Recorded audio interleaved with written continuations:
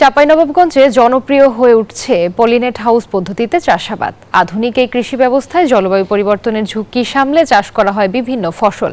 আবহাওয়া নিয়ন্ত্রণ, রোগবালাইয়ের আক্রমণ প্রতিরোধ, বীজতলার মান নিয়ন্ত্রণ এবং অসময়ের সবজি চাষ সহ আধুনিক কৃষিকাজের জন্য কৃষিতে নতুন সংযোজন এই পলিনেট হাউস। চারদিকে মোটা পলিথিন ও নেটে ঘেরা একটি হাউস, ভেতরে চাষ হচ্ছে বিভিন্ন ফসল।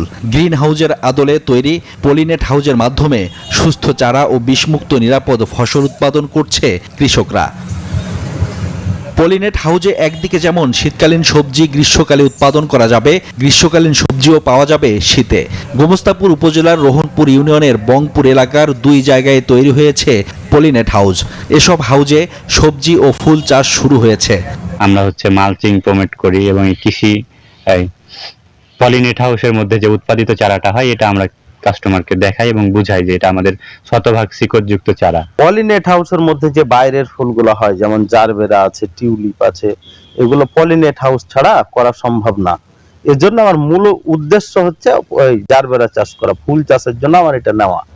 এখানে কাজ করে নিজের লেখাপড়ার খরচ সহ পরিবারের খরচ চালাচ্ছেন তারা। মাসিক যেহেতু কাজ করি আমি, আমাকে সপ্তাহে 2 দিন করে ছুটি দেয়, কলেজ যাই আমি। আর মাসিক হিসাবে আমাকে যে বেতন দেয় সেটাতে পরিবারেরও লাভ হয়। এরকম যদি আরো 2-4টা হতো পলিনেট গুলা, তাহলে আমাদের জন্য আরো সুবিধা হতো আর কি। তাদের দেখে উদ্বুদ্ধ হচ্ছেন অনেকেই। পানির ব্যবস্থা, বিদ্যুৎ সবকিছু আছে এখানে। সেক্ষেত্রে আমি কৃষি উদ্যোক্তা হতে চাই। আমাকে যদি সরকার এরকম পলিনেট হাউসের ব্যবস্থা করে দেয়, এই চাষগুলো আমরা করতে পারি। পরবর্তীতে পলিথিনের উপরে ধরলেন দেখবো, আবার করব। কৃষি বিভাগ বলছে পলিনেট হাউজের মাধ্যমে উচ্চ মূল্যের ফসল যেমন ফলবে, তেমনি অফ সিজনেও হবে সবজি উৎপাদন।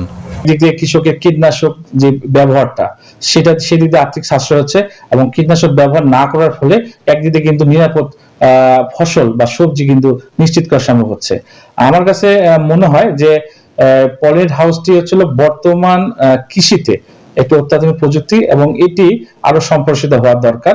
কৃষি সম্প্রসারণ অধিদপ্তরের কৃষি উন্নয়ন প্রকল্পের আওতায় বিনামূল্যে নির্মাণ করে দেয়া হয় এই pollinate house. Desk report, news 24।